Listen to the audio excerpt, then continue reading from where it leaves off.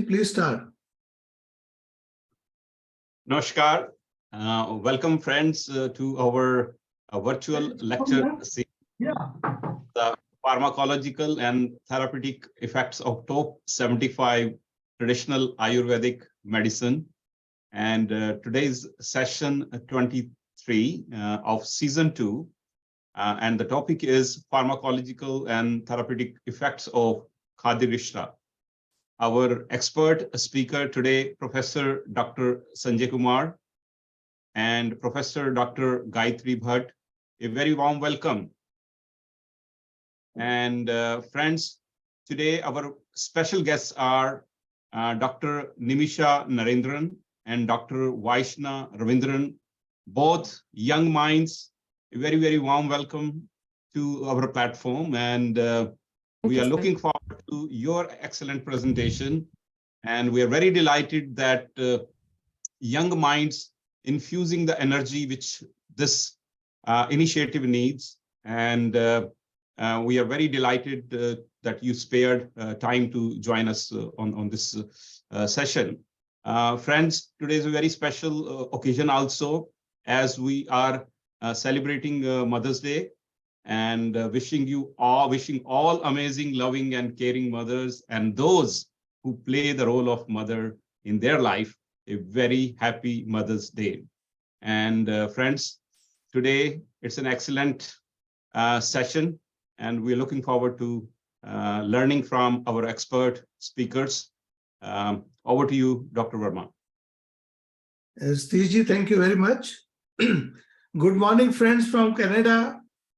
And good afternoon in UK and Europe, and good evening in India. Welcome to 23rd session of virtual lecture series on pharmacological and therapeutic effects of top 75 traditional Ayurvedic medicines. Friends, we are running this virtual lecture series from Canada with the support of Canada India Foundation, Toronto, Consulate General of India in Toronto, American Association of Ayurvedic Professionals, USA, Ayurveda Union of Midwest, Chicago, USA, European Ayurveda Association, Germany, Association of Ayurveda Academy, UK, International Ayurveda League, India, Tatha Astu, USA, and our media friends in Europe, UK, Canada, and US.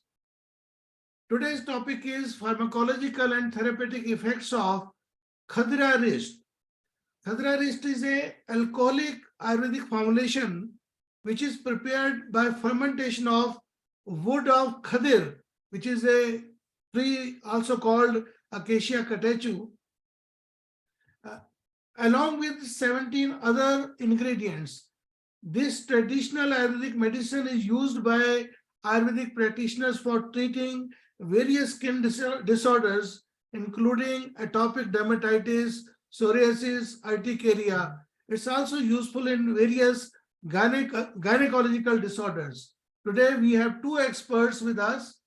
We have with us Dr. Sanjay Kumarji from Jaipur. He is MD, PhD in Ayurveda. He is currently working as professor of Ras Shastra and Bheshajya Kalpana in National Institute of Ayurveda, Jaipur. He is certified auditor and qualified technical expert under Ayush Mark scheme by Government of India. He has published many research papers in peer-reviewed journals and given many presentations in different seminars and workshops. He is a recipient of Best Demonstrator Award and Best Paper Presentation Award. Welcome, Dr. Sanjay ji. And friends, we have with us Dr. Gayatri Bhatt ji. She is currently working as professor and head of department in Prasuti Tantra and Istri Rog at SDM College of Ayurveda and Hospital at Hassan, Karnataka. She was a faculty in training program for students of Mayur Ayurvedic University in UK. She has published many research articles in many journals and given presentation in national and international seminars. She provided clinical training in Istri Rog to Ayurvedic in UK. Today we will learn from her the role of Khadirarishta in gynecological disorders. Welcome, Dr. Gayatri. And friends, today we have two special guests. Both are MD students. We will try to understand from both the students that what are the problems they are facing in learning traditional knowledge of Ayurveda. And we have with us Dr. Madan Thangaveluji. He is a genome scientist at Cambridge, UK. Dr. Madanji will moderate the technical session of today's lecture. So without wasting any time further, I would like to invite Dr. Madan Thangaveluji to moderate the session. Over to Dr. Madanji. Harishji, namaskar. Thank you for bringing all of us together. Satishji, namaskar. Thank you for bringing, again, thanks to all of you for providing us this platform to bring together people from around the world and to learn a little more about the formulations and how they are used. Ayurveda, for most times, I feel, from where I sit, I feel Ayurveda is mostly work in progress, particularly when we look at Ayurveda, getting Ayurveda ready for the 22nd century. We are well into the 21st century. As we move on, I feel it'll be a while before it really picks up speed around the world. And sometimes I feel the best of Ayurveda for the world will come well after our time. Most of the older people here, it'll be well after our time that the world will really start to see the best of Ayurveda. And to provide us continuity, we need the young generation. And we are very fortunate to have here with us two MD scholars, Vaishna Ravindran joining us from the old government Ayurveda college in Trivandrum, one of the older Ayurveda colleges in India, little over 125 years old. Welcome, Vaishna. And we have Nimisha Narendran. Sorry, Vaishna is from Kottakkal, my apologies, and Nimisha Narendran joining us from Trivandrum. Nimisha, namaskar. Thank you for joining us. Now, Harishji has started the ball rolling by asking, what is it that you young people feel could improve in Ayurveda, both learning and practice? Then the example that's always given is that of a comparison between modern medicine hospitals and Ayurveda hospitals. The general feeling is that nobody goes to, or in relatively low numbers who go to an Ayurveda hospital compared to modern medicine hospital. And that's the general feeling. Both of you, Nimisha and Vaishna, you come from locations in Kerala with very well-established hospitals. Now, I'd love to hear a little more about how you people feel in terms of that criticism. Is that a right criticism and something more that can be added to improve this? I think I should start with Nimisha, who is from the older college. Sorry, early on I said Vaishna is from Trivandrum. Nimisha is from Trivandrum, the older medical college, 127 or 128 years old. Nimisha. Yes, sir. Thank you, sir. I know you are doing some excellent work on rheumatoid arthritis for your MD thesis. Yes. Both of you are into your final year. But the question is about why people don't go to Ayurveda hospitals compared to modern medicine hospitals. Is this correct or not? I'd love to hear from both the Trivandrum story and the Kottakkal story, please. Yes, sir. So first of all, very good evening to everyone over here. And I am very much thankful and very much obliged to be a part of this virtual meeting here. And sir, I would like to say that I'm pursuing my MD from Government Ayurveda College, Trivandrum. And this college, it traces its history back in somewhere in 1889. So it is the oldest college of the nation that has been spreading its legacies since then. And today we are leading in not only in Ayurveda education, but also the clinical and the research activities that has been going on in the hospitals and at the college have proved that we are an exemplar in providing the healthcare to the human beings through mere and pure Ayurveda.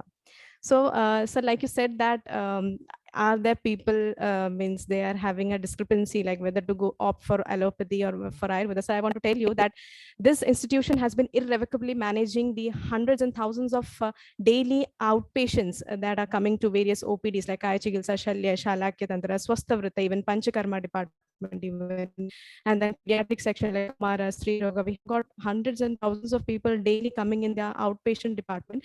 Not only for the outpatient IP patients, we have around 460 to 500 total beds, 150 for the females and 250 for the males. This is only the government free quota that I'm talking about.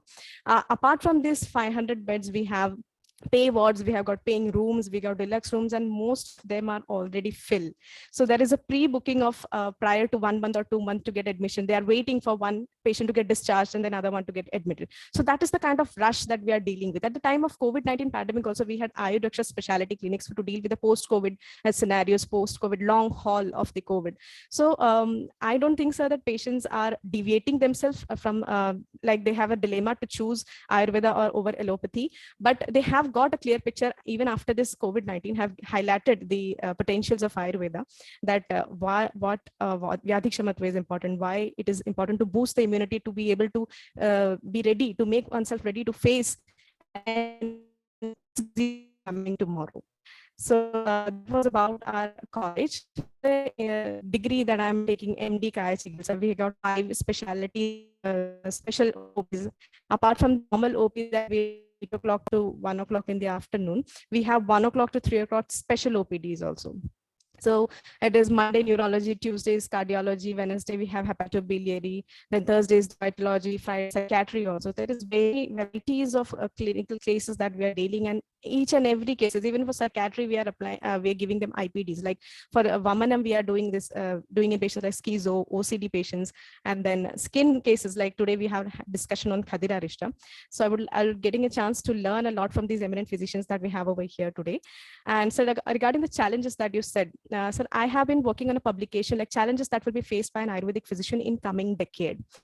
So in that, I had made a 5-point Likert scale option, around 20 questionnaires I had made, and I distributed to all over the colleges in the Kerala. And I got responses around 200 to 300 people who actively participated in my survey.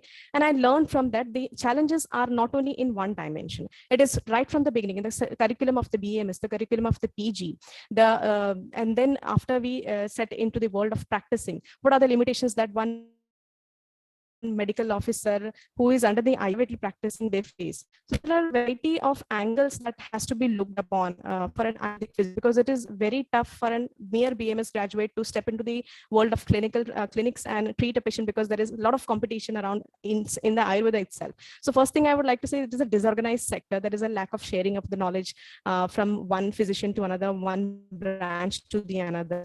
Like if Kaya Chikitsa is doing something, then Panchkarma is doing something, there is lack of communication between them. So that is one thing I would like to say, that I feel that there has to be more communication between them. There has to be more sharing of knowledges between them, sharing of experiences, like we have done so and so progresses. That will be helpful in that modality also. And regarding the herbal formulations, we know that we have a sturdy wall up front in because of the this formulations which are not standardized. We are not getting a standardized dose. We are not getting a standardized anupana for them.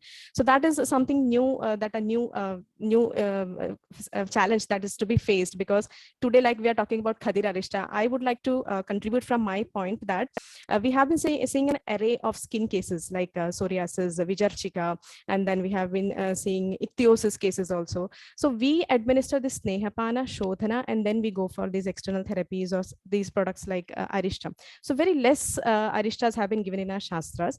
And I have seen my teachers giving Arishta as a Rasayana after they have done this Shodhana.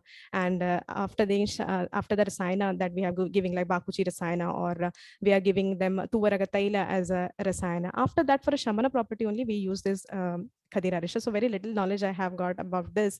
But this standardization, that when to stop a treatment, when to resume a treatment, when to give shamana, when to give a shodhana, like these allopathies, they have a line of treatment. They have a guideline that when the patient is coming, they have so and so, we have to go for this therapy. But that is not in Ayurveda. Like we have to go through each and every details of the patient. We have to generate a personalized treatment protocol for the patient. So that is something I think it is a challenge for us to sit and discuss about a patient's entire phenotype, genotype, prakriti, and everything, and then arrive at a conclusion. So, Nimisha, thank you so much. You have Hello, sir. covered in a short space of time. You have touched on a lot of points. I could see both Dr. Sanjay Kumarji, Ashlesha, and also Pallaviji nodding their head to almost everything that you were saying. And perhaps when it comes to all of them, they will comment on this. But stay with us. I just want to hear Vaishna. Would you like to add something here? I think Nimisha has touched on many, many fascinating points, but would you like to add something? Thank you. Well, thank you, Dr. Madan, for the introduction. It humbles me to be here and share the platform with such an eminent panel. And thank you, Harishi and Canada India Foundation for having us. I have been following these discussions for quite some time now, and I find this initiative of Canada India Foundation rather relevant because we are in that stage where currently the pharmaceutical industry is facing an innovation deficit in drug discovery. We see the rates of drug discovered decreasing and the number of drugs being withdrawn is increasing. And I understand the whole process of drug discovery to be quite complex.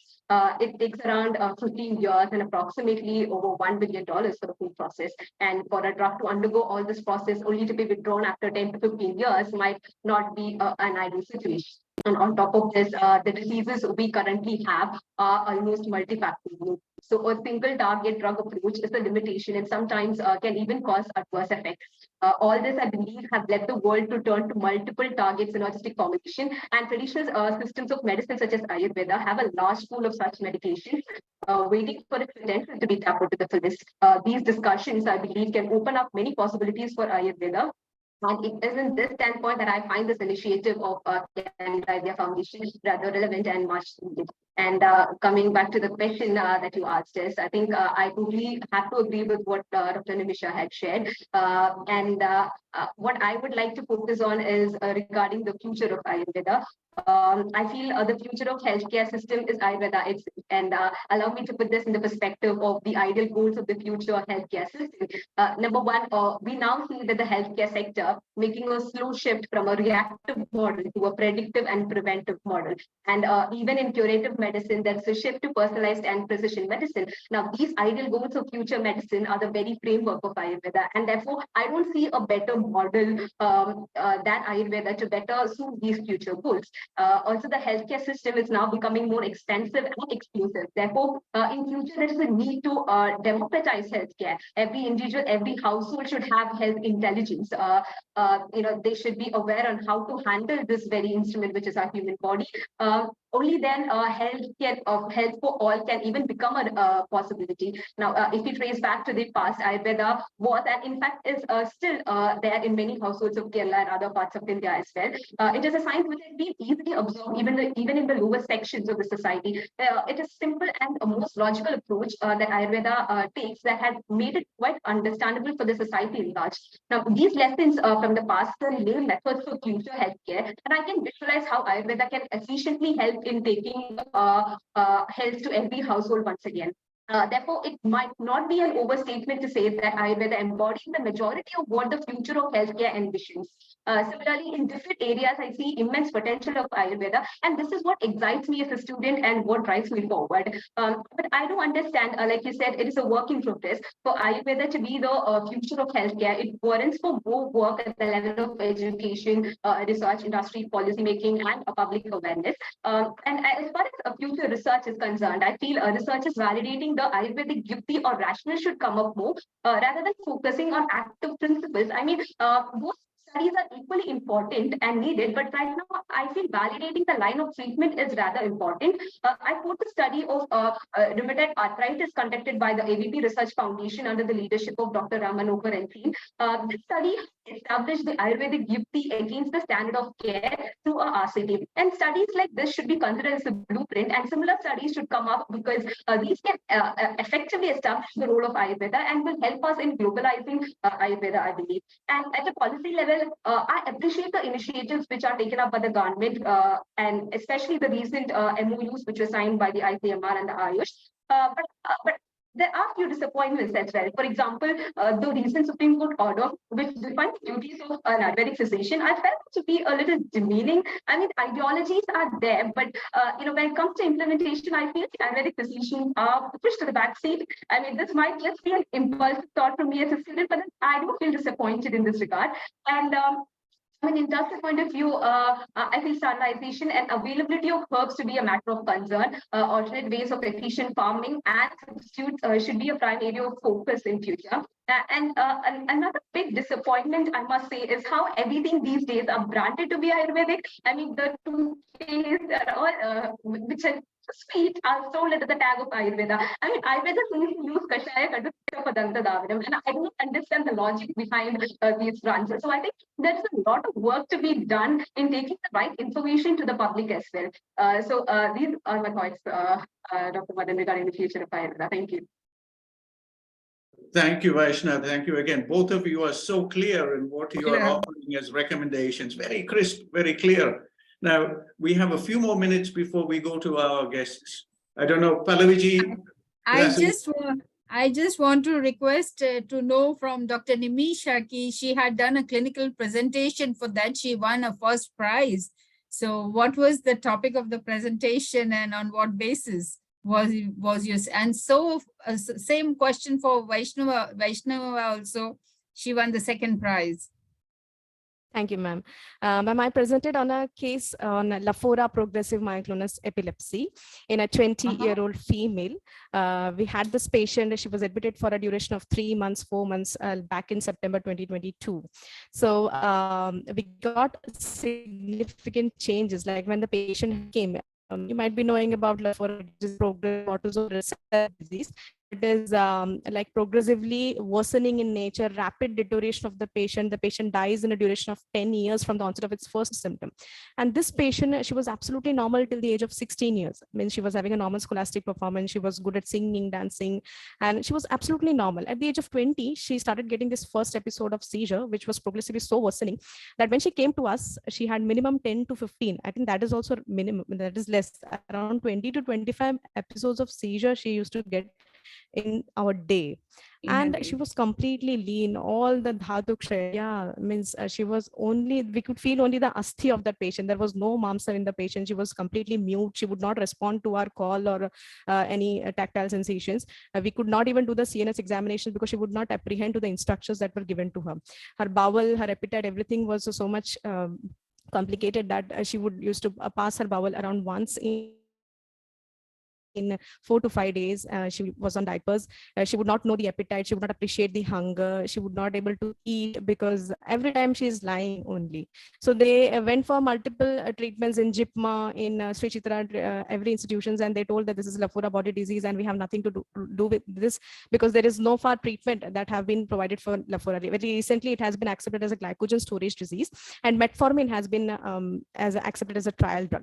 And JIPMA has started this metformin 500 mg in this patient, and they saw that the patient was deteriorating because it was increasing the glucose uptake level from the patients.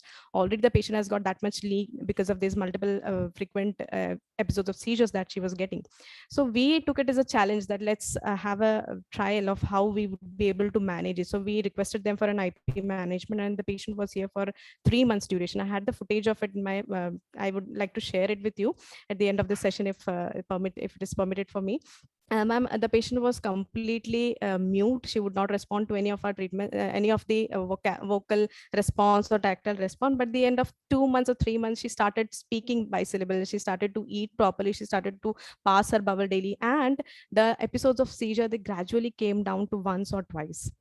So that was a significant change that we noticed. And we did only the basic line of treatment of Agni Vivardhanam. We did Ama Pajanam, we correction of Agni in the order of Vayu, in the order of Samanan and Abanan first, and then Pranan, Vyanan and Udanan. In that successful order, we did very minutely. We observed each and every appetite, her bowel. We administered her with Peya, Laja Peya, around with the Mudgayusha, Ashtachurna, so that her appetite is improved. She started appreciating the hunger.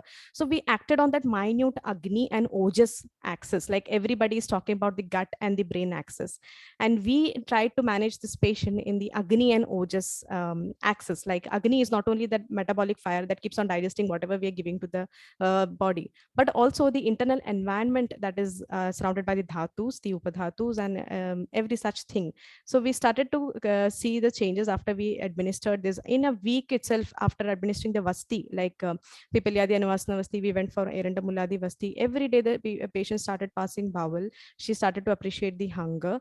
And then we applied then external therapies. We went for the Sannikiri, specialized treatment that has been mentioned in Apasmara Chikitsa in Bhava Prakasha.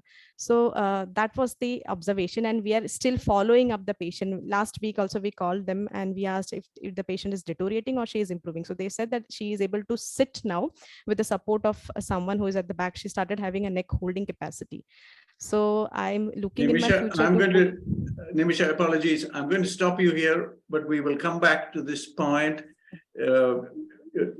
We are a little short of time, but I want to very swiftly hear from Vaishna. Vaishna, there are two options. You can either tell us very swiftly just the title of your study, because Pallaviji's question is very important before we go to our first speaker. Vaishna, the floor is yours.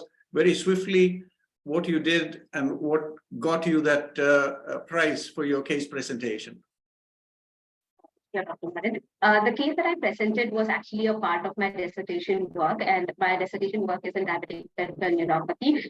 So here I had recruited 28 patients and I had randomized them into two groups. One group received Udgarshana with just Tripalacholam, and another group got Udgarshana with Tripalacholam and Dhanyamlam. And the intervention was for a period of 14 days with 45 minutes each day. And the study is completed, but then the statistics are yet to be computed. So I take the liberty of sharing one particular case, the result from one particular case, to just highlight its clinical significance. So here we got, we had measured the vibration perception threshold using a biophysiometer, and we got a difference of 11.4 volt in the right foot and 7.7 volt in the left foot. Now, they say, the literature says that for every 1 volt decrease, the risk of ulceration decreases by 5.6%. So in that sense, in our intervention, we got we were able to reduce the risk of ulceration by 63.8% on the right foot and 43.1% in the left foot. So this, according to us, is a significant clinical relevance. I mean, the study shows a clinical relevance in this sense because it was able to significantly improve the patient's vibration perception threshold, and we warrant more studies to be done on this part based on this significance that we got. Vaishna, thank you so much. You are very swift there. Thank you so much. I hope there will be an opportunity very soon to present your studies, not only at national events, but also at global events. There is the Global Congress for Non-Communicable Diseases coming up next month in June. I don't know if it's too late to present your studies there, both the studies. Thank you. Stay with us. As I said, these are tasters. We have 90 minutes. In 90 minutes, we have to do a lot of things. And we are on to our first expert speaker. Namaskar ji, Sanjay ji, namaskar. Sanjay ji, before you start, I would like you are at the National Institute of Ayurveda. You've been in this space for a long time. These are our young students.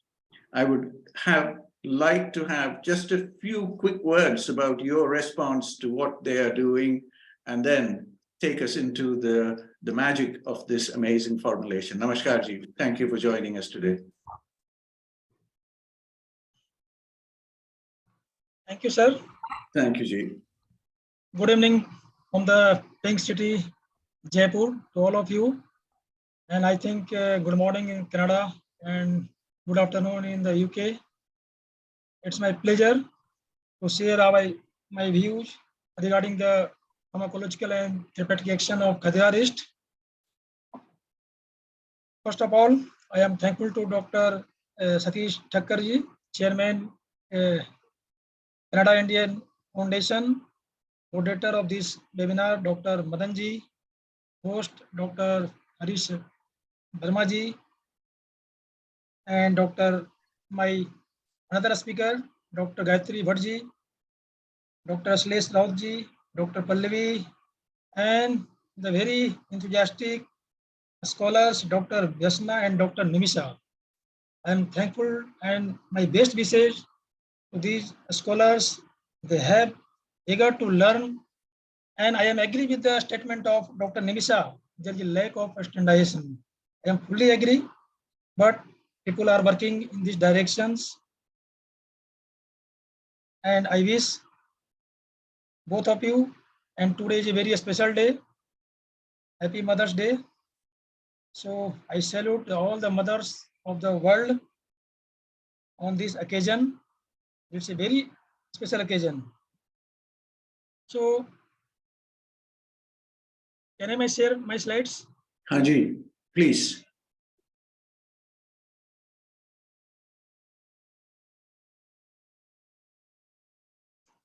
Now is it visible, sir?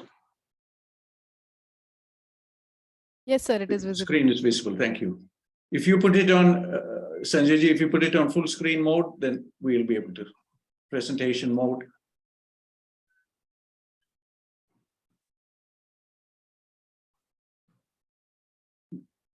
Sometimes there is a problem switching to. Yeah. Now it is in the slideshow? No, not yet. No. No.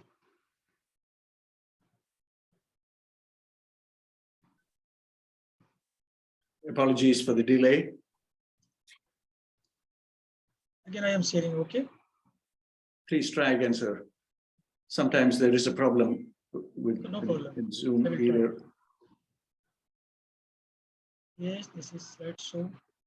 I think now it is visible. Thank you. That's perfect. Thank you, Ji. So today I will start. I will discuss on the pharmacological and the therapeutic effects of the Khadirarishta.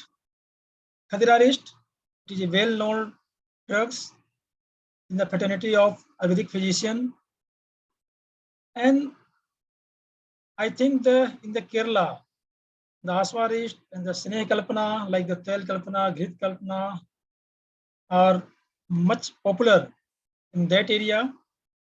But in the fraternity of Ayurvedic physician, generally we are giving Asava Arishta in each and every disease.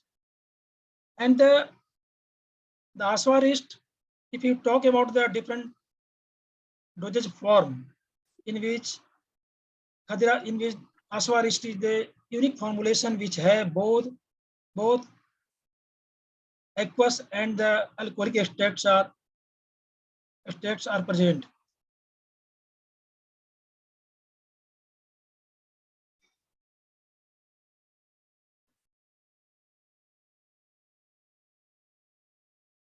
Next slide.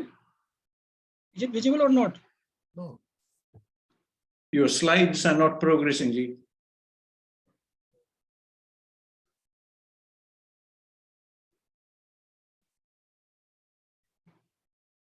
There is some technical glitches.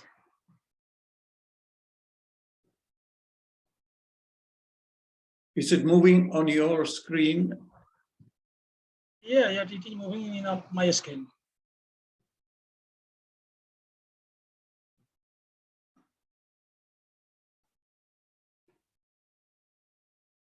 I think it is not in a slideshow, no? Not in the slideshow now.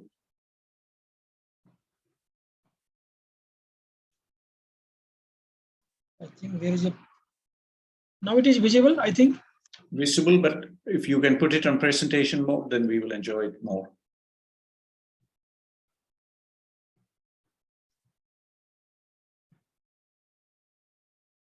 Now it is in full screen or not? Not yet, Ji. Not yet. But in my. In your screen, it is. Sir, what I suggest is, for shortage of time, I would request you to just minimize, just reduce the size. It's currently at 98%. If you reduce it to about 75%, we can proceed with that. If you use the bar on the bottom just to reduce the slides. Okay, first of all, I stop these slides, you know, and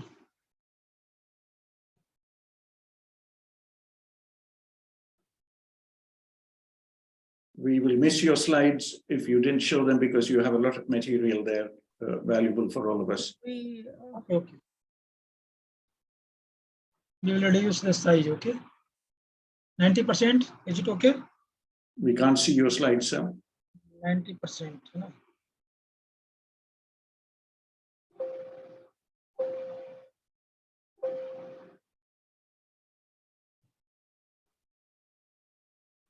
I think I have shared the slide to the Dr. Harish Burma. Okay, maybe he will. So maybe Oh, we should.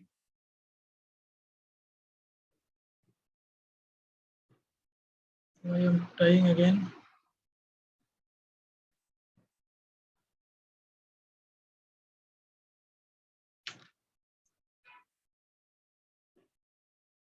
Sir, can you share from your sides, Dr. Harish sir?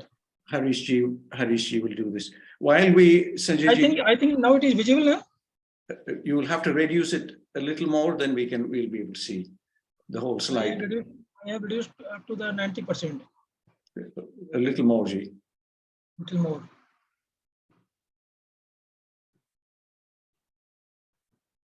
Sorry for the technical glitches. Apologies for this, because we are allocated 90 minutes, and we will try and do the best with that. 50%, 50%.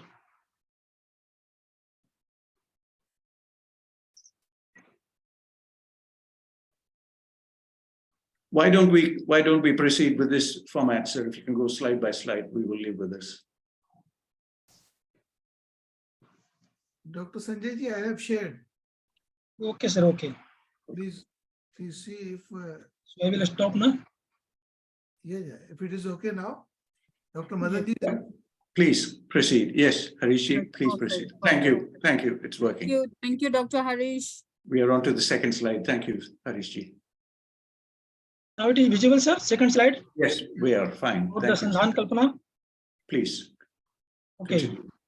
Sorry for the disturbance and the technical glitches from my sides. So now we will discuss about the Sandhan Kalpana. What is the Sandhan Kalpana? And why it is important? As it is quoted in our textbook, Sandhiyate Aditi Sandhanam Drave Suchir Kalastham Dravyam Yat Sandhitam Bhavet Asava Arishta Vedastu Prochite Visyojitam. It is a process of fermentation where the Drav, Madhur Dravs and the Parchep Drav.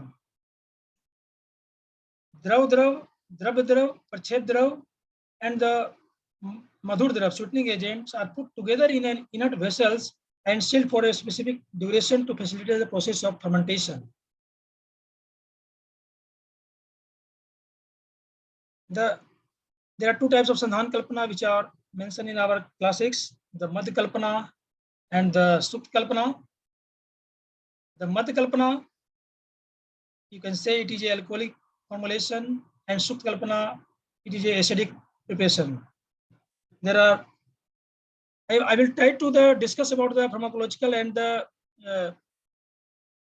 analytical parts, and I hope that Dr. Gayatri Bhatt will cover the clinical parts. So there are 5 types of Madh Kalpana: Sura, Varuni, Sidhu, Asava Arishta. And there are different layers of Sura, that is the Prasanna.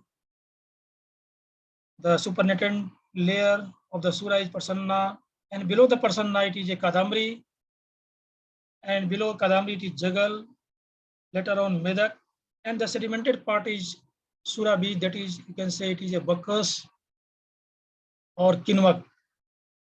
By the use of Bacchus Bij or Kinvak, we can formulate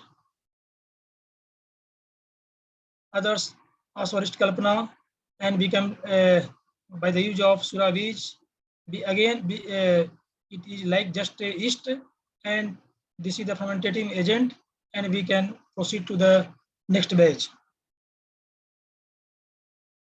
And under the Sukt Kalpana, there is the previous slide, please. The previous slide. Okay. Yeah, under the Sukt Kalpana, this is acidic formulations. Sukta, Tusambu, Shavir, Kanjik, Sandaki. I don't want to go into details. I think everybody know. Next slide, please.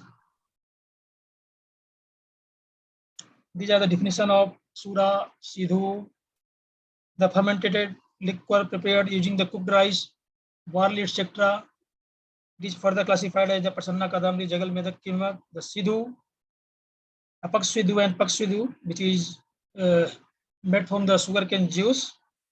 Varni, the liquor prepared with the juice of tal and khajur. The Aso, the liquor prepared without boiling the material in water, as per the Sarangdar Samhita. It is a contribution of Sarangdar Samhita which has differentiate between the Asava and Arishta. Sukta, the liquor prepared with the roots, tuber, fruit added with sneh and lemon. Usodak, uncooked yava is pounding along with the tusa and kept for the fermentation process. Shavirak, fermentation of yava, which is boiled after removing its husk. Nistus, kanjik, a fermented product prepared with the boiled kulmas and the dhanamans. Kanji, which is used in the sodhana of various metals. And sandaki. Next slide, please. The difference between the Madh Kalpa and the Sukh Kalpana. Madh Kalpana generally it is fermented by the yeast, and Sukh Kalpana where the acid bacilli is used for the preparation of Sukh Kalpana. In the Madh Kalpana, generally it completes after 15 days. If you go to the different treatises or classics, you find it the fermentation complete from the 7 days to the 6 months. You go to the Charak, Susrut, Bhagavad, and generally the Sukh Kalpana it completes within the 15 days. Except Sura, fermentating sources used in the Madh Kalpana are sugar, jaggery, etc., like sweet substances, and the Sukh Kalpana generally the rice carbohydrate is used. If you go through the different classics, there are various types of sweetening agents which are used in the fermentation process, like the jaggery, sugar, sugar candy, palm jaggery, honey, matsandika, and Sanjay, my apologies. I'm going to interrupt here, and there are comments coming from our audience saying we are not specialists of Ayurveda. We are general, the common people. We want to know very quickly some of the highlights of these formulations. So I know you have a wonderful stack of slides. Could you quickly take us through the key points so that our audience will understand a little more about these formulations? That fine details might be a bit too much for them. Okay, thank you, sir. Sir, what is the example of Sukh Kalpana? Can you give us the example so that people can understand what are the products available which are prepared through Sukh Kalpana? It is compared with the kanji. Oh, okay. Kanji it is prepared with the boiled rice by adding the some salts and the mustard oils, and it is a acidic formulation which helps, which is a digestive, carminatives, and it is used the Sodhan process of various metals in the preparation of bhasma. We can purify the metals to the kanji. Okay. Or it comes under the Sukh Kalpana. Okay, sir. Okay. Next slide, please. The difference between the Asava and Arishta, these all are alcoholic formulations. Usually in Asava, Kwathi, decoction is not prepared, but in Arishta, decoction is prepared. The potency in Asava is less as compared to the Arishta. The specific gravity is less in the Asava, but it is more in the Arishta, because in Arishta we are prepared the decoction in general. Exceptional, there are some exceptions also, like the Drachaso. In Drachaso, it is named Drachaso Aso, but Kwath is prepared. So there are some exceptions. And the Aso in general is preferable for the Pitta persons and Arishta for the Vata and Kapha persons. Next slide, please.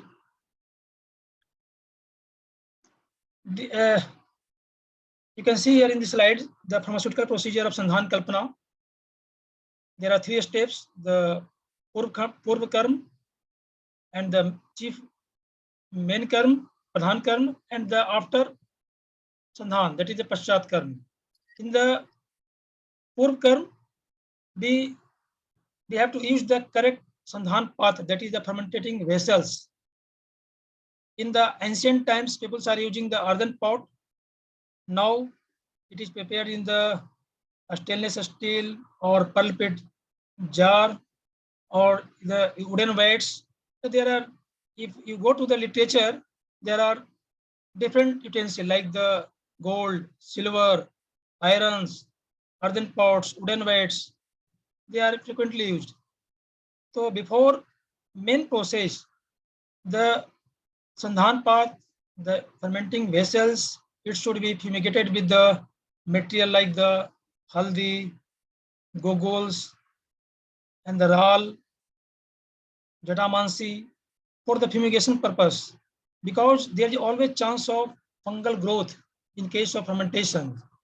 That's why if you are using the earthen pot, it should be properly fumigated with the certain materials and the lepas with the help of ghee. The main process where we are preparing the kwath and adding the jaggery, adding the sweetening agents and perchep then and mix it and placed in the Sandhan Patra.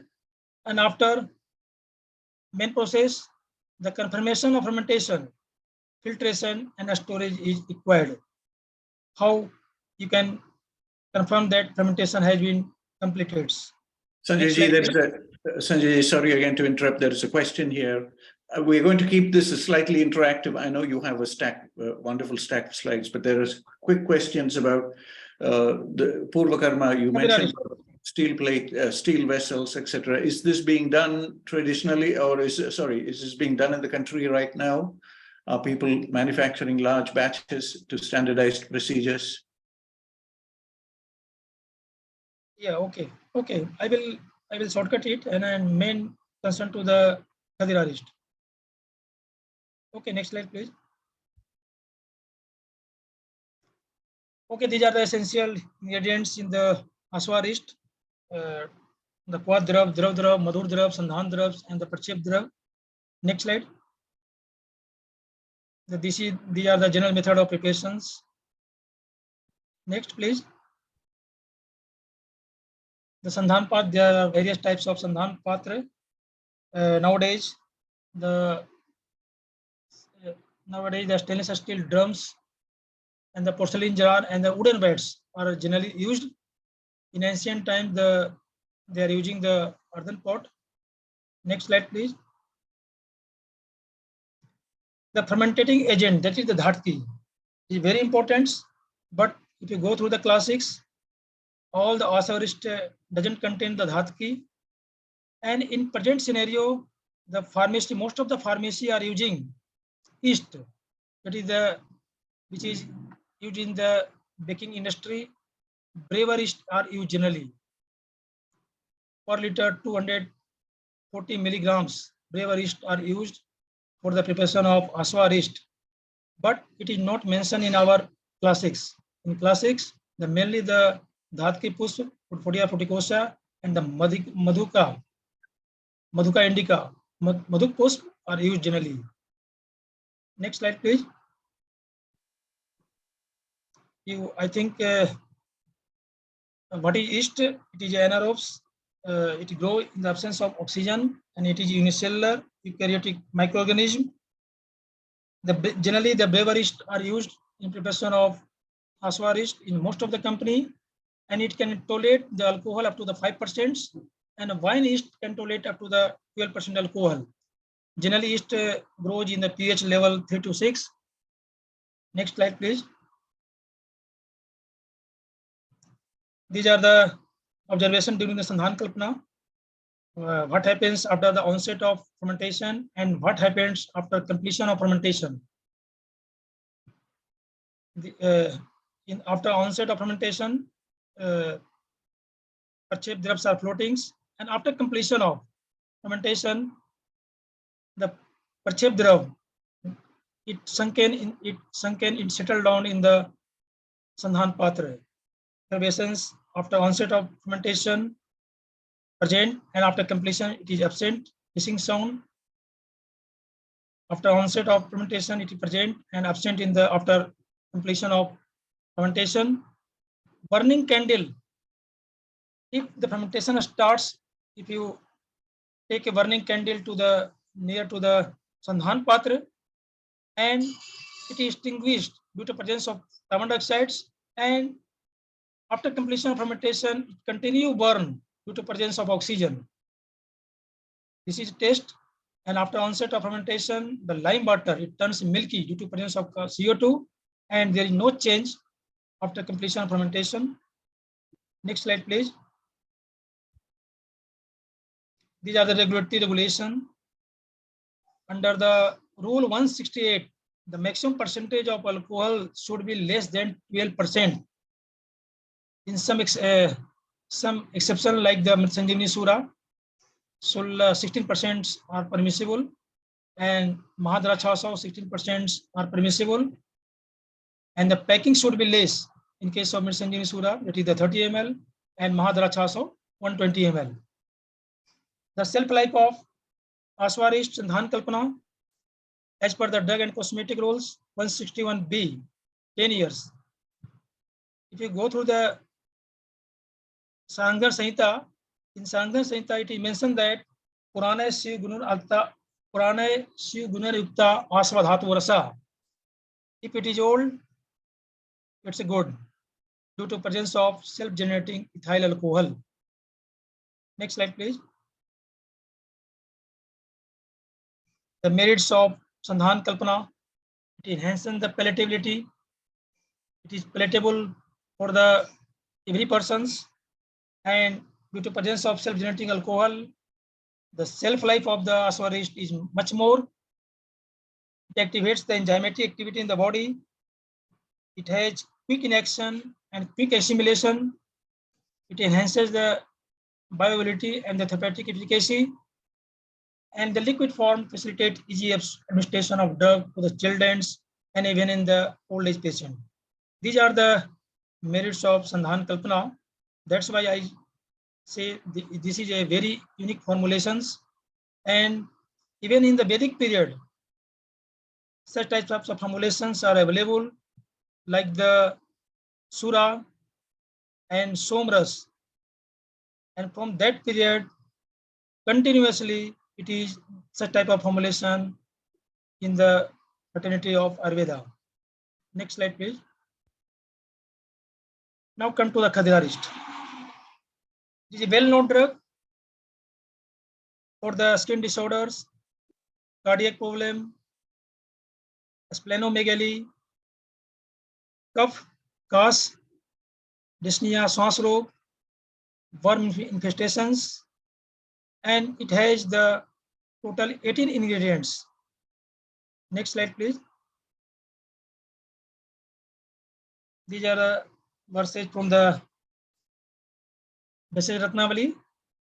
It contains the Khadir, Acacia, Katechu, Devdaru, Bakuchi. These are in the different amounts. Next slide, please. These are the ingredients of the Quadravs. As earlier I told, there are the Quadrav, sweetening agent, Madhur Drav, and the Parchep Drav. Under the Quadrav, Khadir, Acacia Katechu, Devdaru, Citrus Devdara, Bakuchi, Daru Haridra, Triphala. The Khadir is the well-known drugs for the skin disorder. Daru Hydra is also given in the skin disease and the carcinoma. And the Bakuchi, the well-known drug for the skin disorders. Daru Hydra, it is a best antioxidants and preventing the cancer also. Triphala. Next slide, please.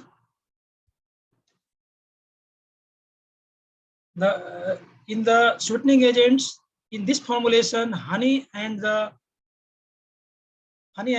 sarkara, that is the sugar, is used.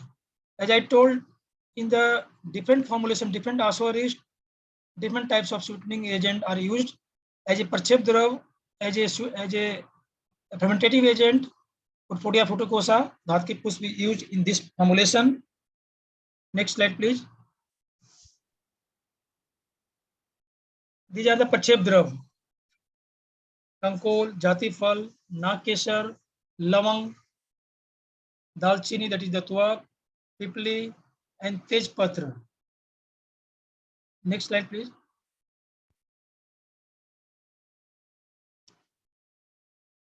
Here in the Khadirarishta, we have calculated the amount of particular formulation, particular drugs.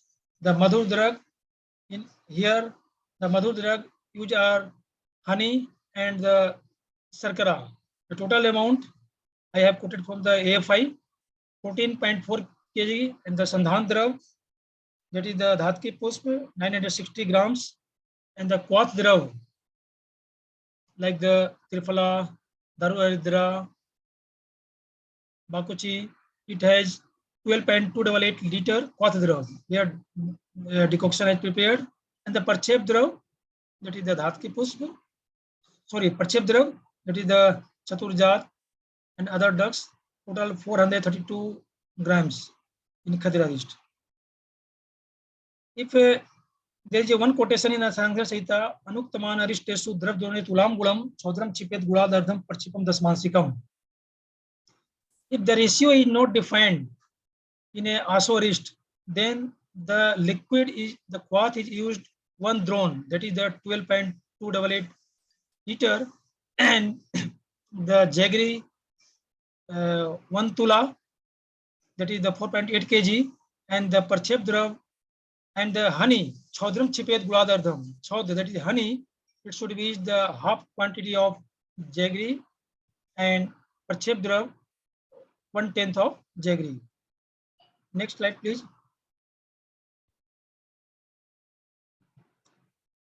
I have already discussed about the what are the therapeutic action of the Khadirarishta, which is mentioned in our classics. Next slide, please. If you go through the pharmacopoeial standards, which is mentioned in the Abhidhit Pharmacopoeia of India, Part 2, Volume 2, the total phenolic contents, it should be 0.070 to the 0.091% weight per volume, equivalent to the tannic acids, the total solids not less than 11.50, specific gravity 1.01 to 1.15 pH, it should be 3.50 to the 4.2, and reducing sugar not less than 6.5, or non-reducing not more than 0.50. Alcohol contents 5 to 10% in case of Khadirarishta is permissible as per the API. Methanol should be absent. Alcohol content in the like the ethyl alcohol, C2H5OH, and the other thing like the microbial load and aflatoxins as per the API. This is a pharmacopoeial standard. As Dr. Nimisha had discussed about the standardization part. Next slide, please. The Khadi is the main contents of the Khadirarishta, and as per the Charka, Khadir Kushthagnanam. Khadir is indicated for the skin disorder, that is the Kusht, and as per the Dharmantri Nigantu, Khadir Krimi Kusthagna. It is indicated in the worm infestations and the skin disorder. If you talk about the pharmacological properties, the rasa is tikta and kasai, guna is laghu, ruch, virj, sit, vipak, katu, and kap, pit, samak. Next slide, please. Devdaru. It contains the terpenoids, flavonoids, and glycosides. You can see the ras, gun, virj, vipak, and it is bath, kap, samak. And indication is the Bivand, Adman, Sot, Parme, and Kandu. Next slide. Daru Haridra, Kandu Visarf Twak Dos Viskarnachi Dosnot. It is indicated in the Rajnigantu. Skin disease, it is indicated in the Visarf, skin disorders, and the ear disease, eye disease, and it is Pit Samak, and the Rasa is thick, Guna Laghu Ruch, Virj Usna, Vipak Katu. Next slide, please. Previous slide. Bakuchi, well-known drug. It contains the essential oil, fixed oil, sorrelin. Even in the modern science, sorrelin is frequently used in case of the leukoderma and other skin disease. The karma is grahi, vranapaha, hridya, and the kushthar. Hridya, that is the indicated in the cardiac disorders. Next slide. Tirphala, it contains the amalki, haritki, and vividki. Tirphala in general, it is a bath pit kap sama, because amalki, it is a lavan rahit. It contains the 5 rasa except lavan rasa, madhur, amle, katut, kasai.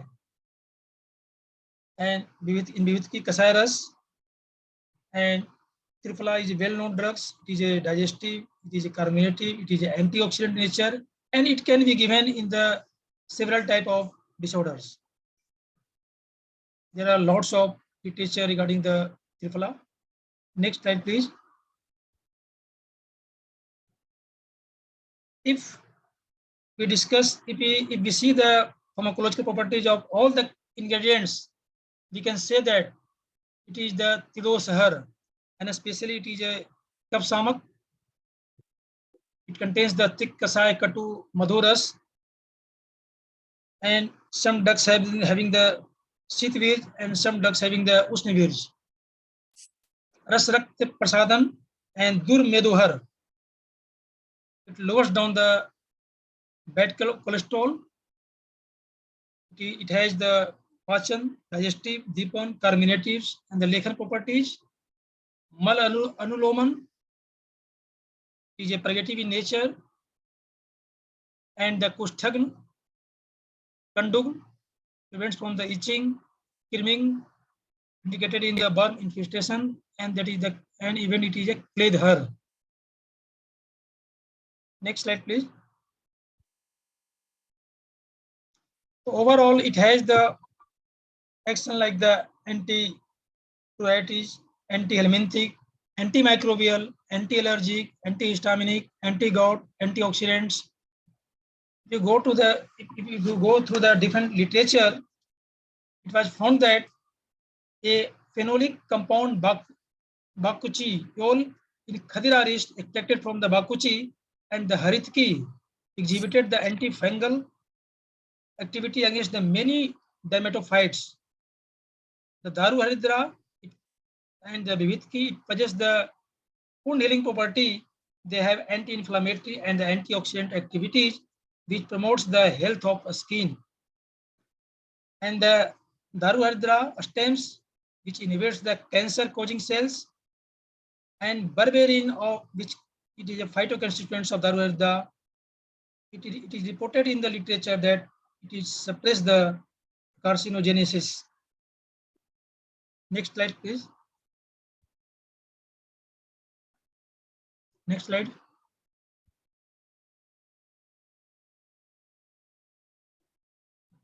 It is mentioned in the It is article, Journal of Herbal Medicines. Antibacterial activity and mechanism of action of Ayurvedic formulation, Khadirarishta. It affects on the bacterial cell walls and which leads to the leakage of the major bacterial components. So it has the, if you go through these articles, it has the antibacterial activity. Next slide.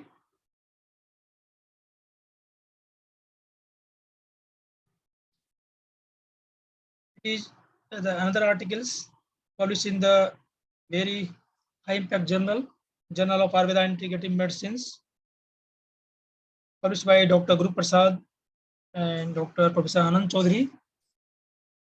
In a case of, it is a case presentation, 68-year-old female patient with plaque psoriasis presented with the erythematous plaques on the anterior surface of the leg, and he has prescribed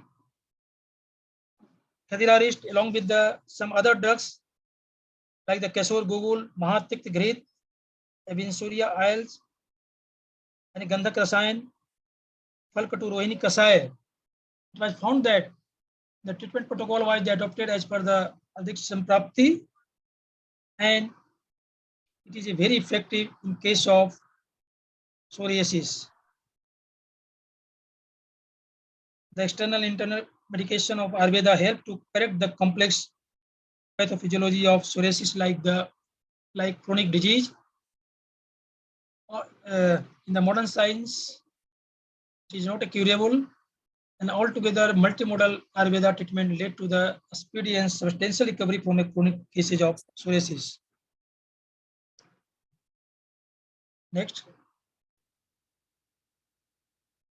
Now, I am thankful to the organizer for giving me chance to share our views regarding to the Khadirarishta.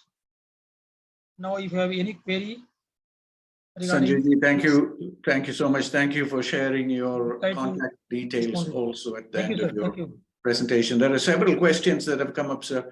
Shortage of time means we will take the questions at the end of the event, but we will quickly move on to our next speaker. Please stay with us, Sanjayji, because some questions about methanol. How do you get rid of methanol if there is methanol within these formulations? Some advantages of fermentation when it comes to turmeric, fermented turmeric. But we will come to these points after Dr. Professor Bhatt's presentation. Please stay with us, Sanjayji. Thank you so much. And also, we would like to hear from you when you come back, just a few comments to guide our young students for the future. Thank you, sir. Welcome, Professor Bhatt. Thank you so much for joining us. Namaskar ji, Gayatri ji, namaskar. I hope, namaskar. Thank you for being with us today. Welcome to the platform. Thank you, ji.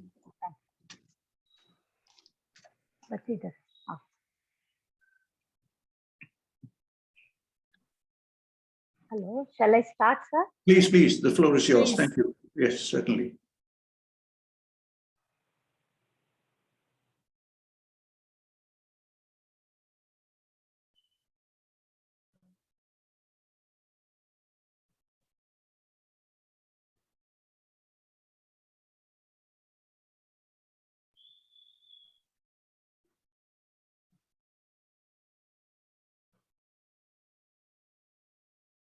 Gayatri ji, if you're having difficulties, please share the presentation with one of us, Harish ji or myself, and we'll be able to display it.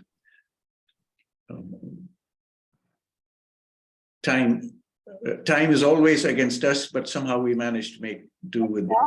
I will now. Thank you. I can do this.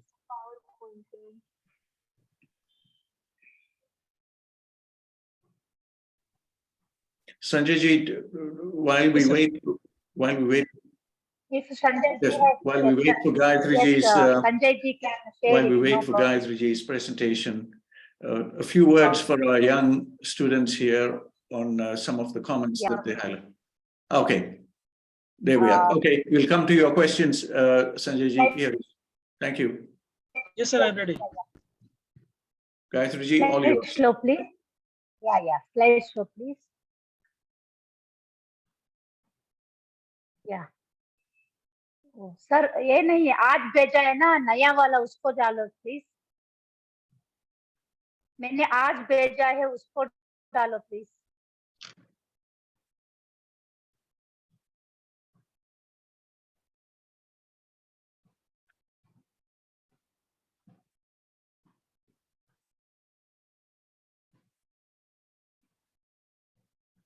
Sanjay ji, the question is on standardization. You've touched briefly about this. You've given us all the details. Is it easy to bring this to a national level? Do all the companies appreciate the importance of this? Again, apologies. We'll come to this question after Gayatri. Gayatri ji, all yours. Thank you. Yeah, thank you. So, thank you for the opportunity, and I welcome all of you for my presentation. So we know that Khadirarishta is very, very common polyherbal formulation we use in our clinical practice. Mainly Kayachikisa, the specialists are using. And also it is mainly because it is Kandugna, Krimigna, and Pitta Shamaka, and Alocha, Brajaka Pitta is there in skin. So mainly it targets the Brajaka Pitta.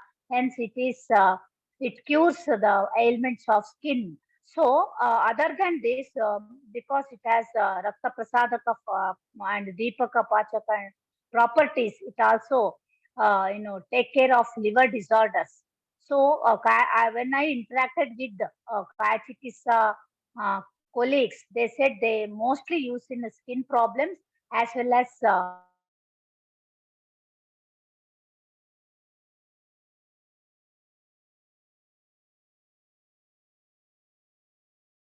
Pallavi ji, namaskar. I think we have lost. Yeah, next, please. we've lost connection with Dr. Gayatri. All right. Yeah, next, please. Yeah, this already sir has told. So it tells these drugs also about this drugs also sir has told. Sanjay sir, next please. Next please. Next please. Next. So when we come to the Rasapanchaka of these drugs, most of drugs are having Lagu Ruksha, Guna, Ushna, Virya, and Katu Vipaka, and the rasa actually, this Tikta Kashaya rasa mainly, most of the drugs are having Tikta Kashaya rasa, and they with Shita Virya, they are considered to be Stambhaka. Hence the Devadaru and Khadira are also indicated in Asragthara. Being gynecologist, I use it because of these properties. I use it in abnormal uterine bleeding problems. Next, please. Next, please. The all sir has told about preparation, so I don't want to repeat it.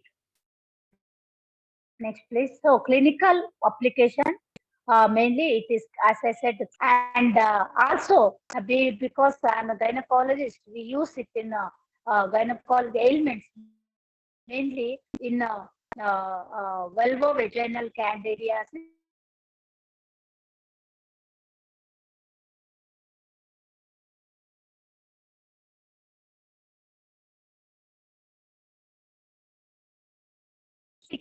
When there are other drug of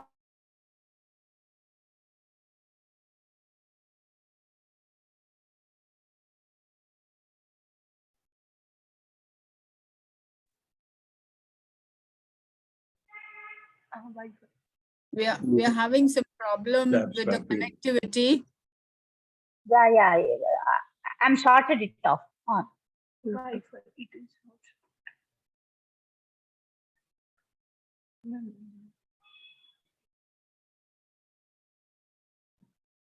Apologies for the delay. Okay, hold on. It will within 2 seconds. Woman. Okay.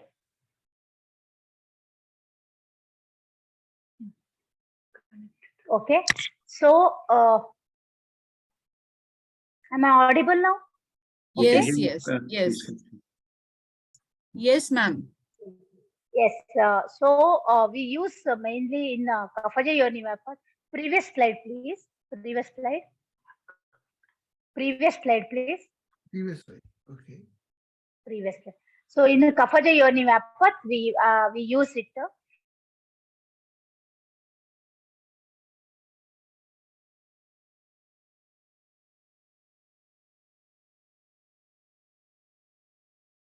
We've lost Gayatri ji again.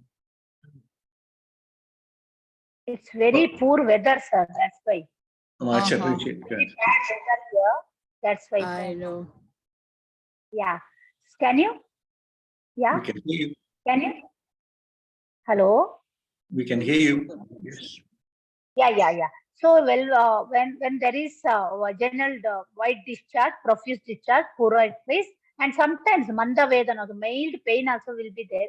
In such conditions, actually, there usually there's a need of ruksha and katu ushna dravyas, which are having kapahara, and for this we do some local treatment. For that, we use vaginal douche. We using the salt water. Then we ask the patient to take internally Khadirarishta, 15 ml TID with equal water, and that is after food. So, and also because Ruksha Chiti, because there will be, the wetness will be there, and because of that, wetness, always there will be itching. So, what we do for such patients, so we also put Khadira alone, the Khadira Churna alone. We do the dusting on the vaginal region and vulval region. So it will help to get the added effect of Khadirarishta.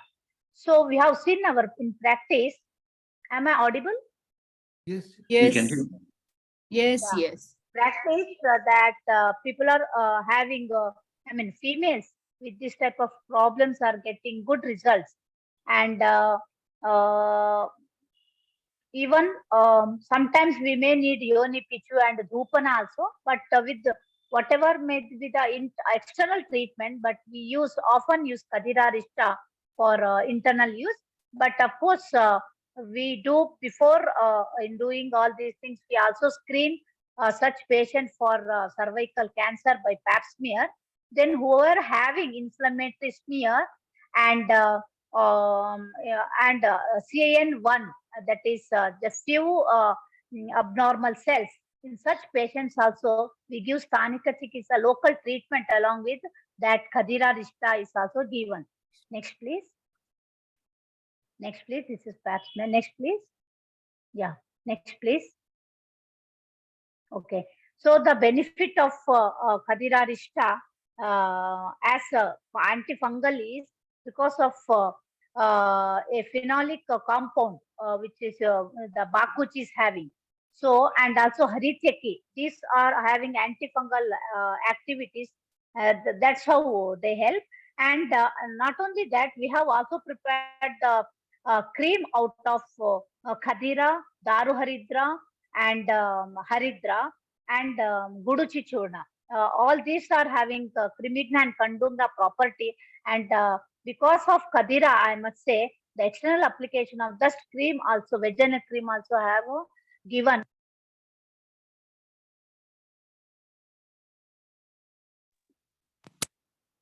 Next, please. Yeah. So often in a gynec OPD, we also get people, ladies with along with fungal infection, they also complain of urinary tract infection. In combined with the fungal infection or maybe singly murtra kashata. In such cases also in few of patients we also have used Khadirarishta, and because of its Shita guna and Pitta Shamaka guna, it has given results. Next, please. So coming to Asragdhara, abnormal vaginal bleeding, we know this abnormal vaginal bleeding is caused by the diet and lifestyle, and that's also manasika nidanas. Next, please. I have enumerated here what are the nidanas. I think time is short. I will leave this page also. Next, please. So Samprapti, here after Samprapti you can observe here it mainly due to the Raktavas, Rakta and all the Tridosha Vikruti. So here Rakta, the Saraguna of Rakta and the Chalaguna of Apanavata mainly is increased. So sometimes to have that excessive flow, even the pitta, if pitta vriddhi happens due to its nidana, then it does the pittavrata apanavata. This pittavrata apanavata results pradana. So in these conditions, our main aim should be tridosha hara, or if there is with pain, then mainly pitta vata hara treatment should be given. Even we have tried this Khadirarishta in Asrudhara, where even ladies are passing the clots, big clots during menstrual period. For that patients also, this Khadirarishta have given. But as a Shamana Aushadhi we have given and got the result. But the promising result, of course, we got only after the Shodhana, that is Virechana, and diet prescription. Next, please. So, as a Gulma, Antar Gulma, if you have taken Antar Gulma, if we take it as a polycystic ovarian disease or Antar Viridhrati or Gulma, according to Vagbhatta, in case of Vata Jayonimapati, he has told that Chirat Gulmam Prajayata. So, Gulma, if we take it as endometriosis or endometriomas of ovaries, there it helps after Shodhana. We have given some of the ladies, we have given Khadirarishta as Samana Aushadhi has helped because it is having Ushnavira and Katu Rasa Pradhana drugs also, and some of the ingredients are having Deepana Pachana properties. So we know that in PCOD there is Agni Vaishamya, Agni Mandyata. So when Khadirarishta is given, Deepana Pachana is achieved, but thereby Rasava Sroto Rodha is relieved, Rasa is formed properly, Nirama Rasa is formed, and Artava, being the Upadhatu of Rasa, is also formed normally, and that nourishes, reaching the Artava Srotas and regularize the menstruation. And this Lekhana properties of the drugs included in Khadirarishta may help in reducing the endometrial hyperplasia, which is the main cause for mainly caused due to the hyperestrogenic state condition of the PCOD, and ladies who are having continuous or irregular bleeding, or not the periods, I'm telling, irregular heavy bleeding because of hyperplasia of endometrium will be helpful by Khadirarishta. And because it is Medohara, the Khadirarishta is Medohara, and the Staulia, which is there due to the polycystic ovarian disease condition, that also can be treated. But only suggestion is in India, actually, wherever we can do Shodhana, after Shodhana, Khadirarishta can be given, or wherever we cannot adopt, like in Western countries, Vamana, but we can definitely give them Nitya Rasayana using resins, soaked resins, or milk and ghee, such things, with the Nitya Virechaka or Trifala.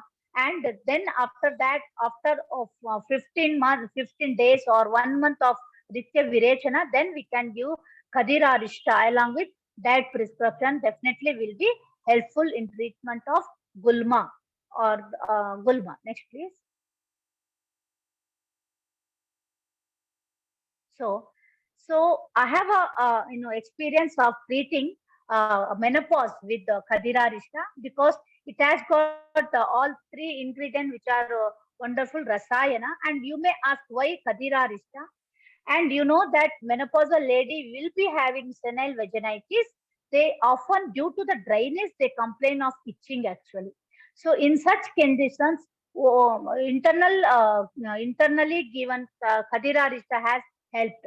And also especially in menopausal condition where there will be fighting between the pitta as well as vata. So the lady is transformation of her life from the pitta stage to the vata stage. More pitta, the symptoms will be seen like hot flashes and sweating and all. In such conditions, Khadirarishta is helpful as it is having Lagu Ruksha Guna and Pitta Shamaka Guna. So because also when it is having all these Haritaki, Vibhitaki and Amalaki are having they act as anti-aging also. Next, please. So these are all my very short experience with Khadirarishta, because as I said before also, as I have many other the formulation which are drug of choice for the gynecology disorder, but with Khadirarishta, these are the experience I have. And thank you, Harish Verma sir, for giving me the opportunity to share my experience. Thank you.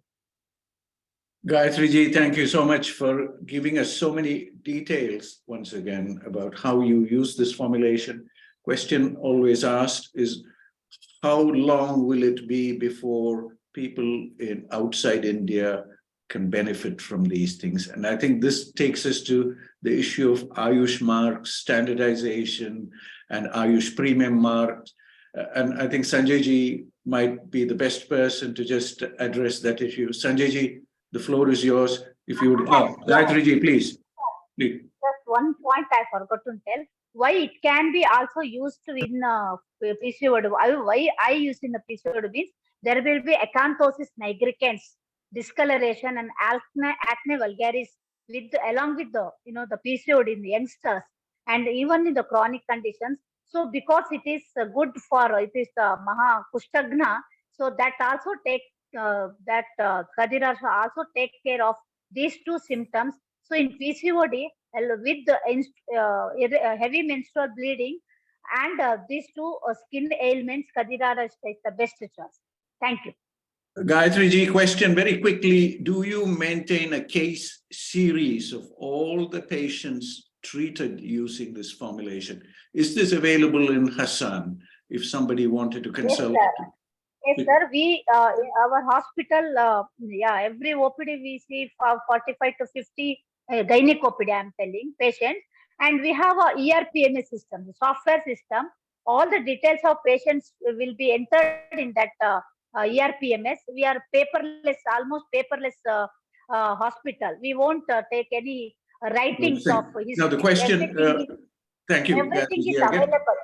Thank you. The question is, if somebody from the University Health Network in Toronto wants to discuss with Hassan for all these details, or also discuss with NIA in Jaipur, is there an opportunity for dialogue? Is there an opportunity to discuss these things? I think yes, sir, because it's an internal, the documents. Yeah. So with the the MOU, with I think HOI, you can.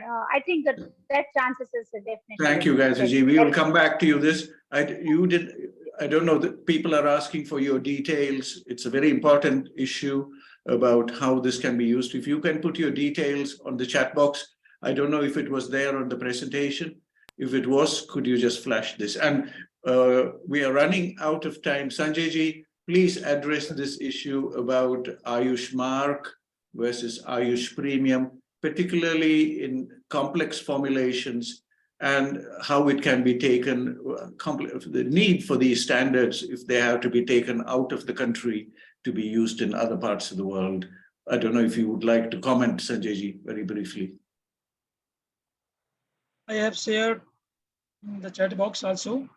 It's the Ayush Standard and the Ayush Premium. These are the two volunteer schemes by the Quality Council of India for the product certification, like the GMP, WHO GMP, for the Ayush standard GMP rules is required, and for the Ayush premium, WHO GMP is required for the purpose of exports. So if you go through the literature of GMP, and there are some other parameters which is mentioned for the Ayush standard and Ayush premium for the. I have put this up For the, on the screen while you're talking, Sanjay, just so that people, our online audience, can learn a little more about these two standardized, the standardization marks and where to locate them. This is available at the Ministry of Ayush, Government of India webpage. Yeah, it is available in the Ministry of Ayush site also, and the Quality Council of India. Quality Council of India. Thank you, sir. Quality Council of India under the Ministry of Commerce. Ministry. And for the tender in the CGHS supply, Ayush tender is essential in the India, and for the export purpose, Ayush premium is required. For the consumer satisfaction, there are so many rules like the ISO 9000, 2015, the GMP, and some others. So in which one of them, but it's a volunteer scheme. It's not a mandatory. Sanjay ji, for our audience who are viewing online and viewers who will come later at some point, I'm just flashing this. You mentioned the Quality Control of India. I'm just putting this up here so that they can follow this and see all the details. As Sanjay ji says, this is a voluntary certification scheme for Ayush products. All the details are available at the Quality Control of India webpage. And there it is for people who want to come and I have shared my slides in which my email ID and the details WhatsApp. are available. If you have any questions, I will explain it better. Thank you, Ji. Thank you, Sanjay ji. Thank you so much for highlighting that the key point about where people can find this information, because many of them will take some time to digest the difference between Ayush Premium versus Ayush, the Ayush marks, and just to introduce people to these. Thank you so much. Sanjay ji's details are available in his presentation for those who will come back to viewing this. And Gayatri ji has offered her details here in the chat box. For our viewers online, we might not be able to see this. Please get in touch with us and we'll be able to share Gayatri ji's presentation. And the reason for that is for people who are interested in knowing how the case series that are available in the colleges in India. Gayatri ji, thank you very much for putting the details here. Pallavi ji, how are we for time? I don't know if we have time. Vaishna is there. She wanted to share a little bit about, in reply to your question, about what got her the prize for... Yeah, Vaishna, you can go ahead, please. Vaishna, there you are. Yes. Very briefly, very swiftly.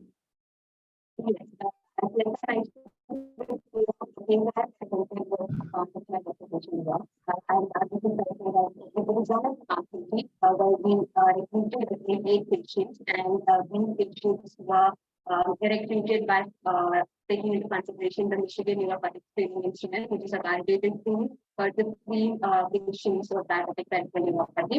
And we had randomized them into two groups. For one group, it was instructional with triple achievement, and another group had instructional with triple achievement. And the intervention was for 14 days, and it was for 45 minutes per day. And the important thing was in terms of the assessments, we had three assessments which included both the qualitative and quantitative assessment. The first assessment was on neuropathic total symptom score, which is a validated tool for assessing symptoms of diabetic neuropathic patients. And the second was these Western neurofilament testing. And the third assessment was using the biophysiometer. Now, biophysiometer is a semi-quantitative method where we can get the vibration perception in terms of wounds. So this is the assessments we did, and highlighting the case that I presented at the competition. It was one of the cases from this lot. And the thing that we found most significant was how there was a significant difference in the vibration perception threshold. As I shared before, for every 1 volt decrease, they say the risk of ulceration reduces by 5.6%. And this is quite significant because in our study, we got the result to be we got 11.4 volts on the right foot and 7.7 volts in the left foot. Now, this was significant because we could reduce the risk of ulceration by 63.8% and 43.1%. Though we understand that this is not the complete protocol. So what we did was the intervention for 14 days is just one phase of the treatment. And there is yet the prisoner line of treatment which has to be followed. We do understand that, but then this one case of treatment, it could provide a satisfactory results, and this would pave way for much more clinical studies. Vaishna, thank you so much. Thank you. Thank you. The quality of your audio was not quite Not optimal, good. but Yeah, we heard a little bit. The last Yeah. word from Nimisha, if you'd like, in 1 minute before the floor goes back to Pallaviji. Yes, sir. Sir, regarding Lafora, should I elaborate again? Yes, sir? please. You have Yeah. the floor for a minute. Yes, sir.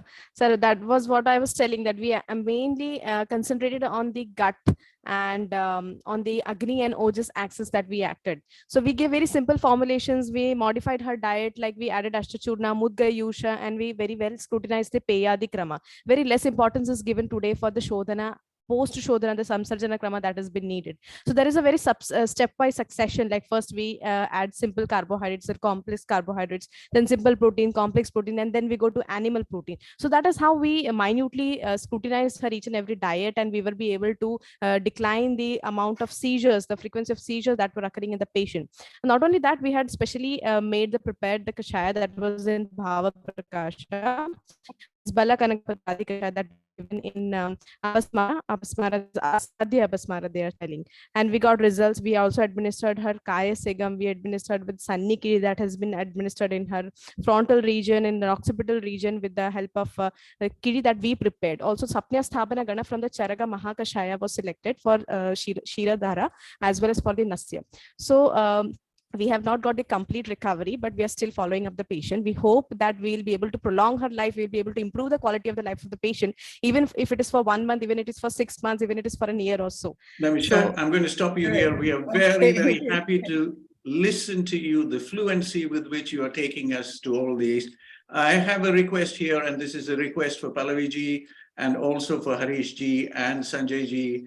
Whether there is an opportunity to take young people like Nimisha and Vaishna in some kind of an interaction with the Canadian College of Ayurveda and Yoga, together with the National Institute of Ayurveda, so that these young students can find a way into the future and find an early interaction. Perhaps Satish ji would like to comment on this, how to find a way in which we can take these youngsters directly to Toronto so that they have an opportunity to interact and they can bring together the skills from their college, from the National Institute of Ayurveda, along with the hard work that all of you are doing in Toronto. Satish ji, I'll leave the floor with you, and then when you finish, it goes to Pallaviji. Thank you from my side. Thank you very much.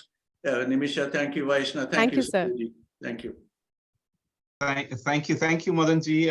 Today's event is very special, actually, because listening to these scholarly young minds is very, very inspiring. And I think one area which we are lacking, and that how to connect with the younger generation, as rightly said, that how we can take care of our body as an instrument, and imparting the knowledge of how it functions and the way Ayurveda defines it and gives the concept of a well-being and good health. I think they are our ambassadors.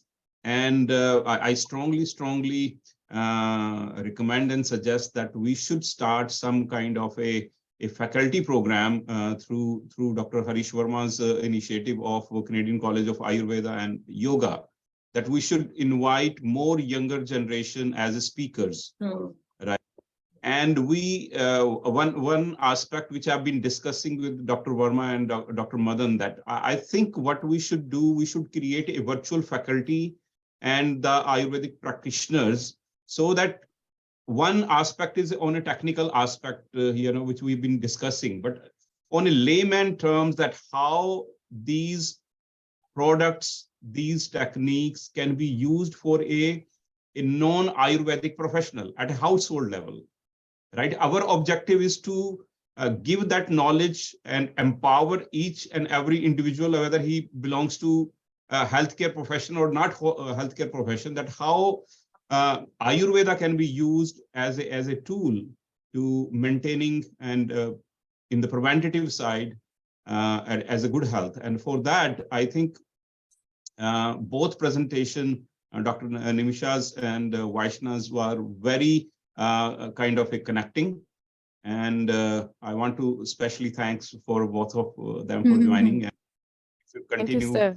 Thank you so much. And we should broaden this community and bring more people like yourself into the forum, and we should broaden this community, and we'll be able to reach out to the next generation in a very more effective way, because all our current younger generation, they are more health conscious.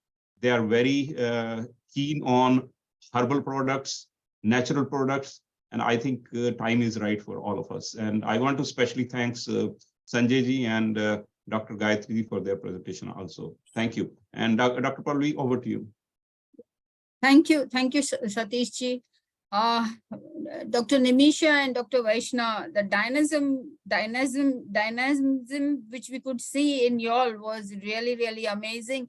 And with the kind of hurdles y'all have come across, and still coping up is really worth applauding. And with this, I would also like to just comment on Dr. Gayatri Bhatt's presentation, which she mentioned about Acanthosis nigricans. That is got Khadirarishta has got a property of this prameha, like anti-diabetic activity that helps in Acanthosis nigricans. So, dear friends, I mean, it has been an amazing session today, but because of little technical glitches, there were some irregularities, which we strongly apologize for that. And with this, I would, on behalf of International Ayurvedic League from India, and humble salutation to Lord Dhanvantari, I thank our today's special guests, Dr. Nimisha and Dr. Vaishna, very much for your excellent opinions and presentation. My sincere thanks to our expert speakers, Dr. Sanjay Kumar and Dr. Gayatri Bhatt. Thank you very much. Very nice presentations, very informative.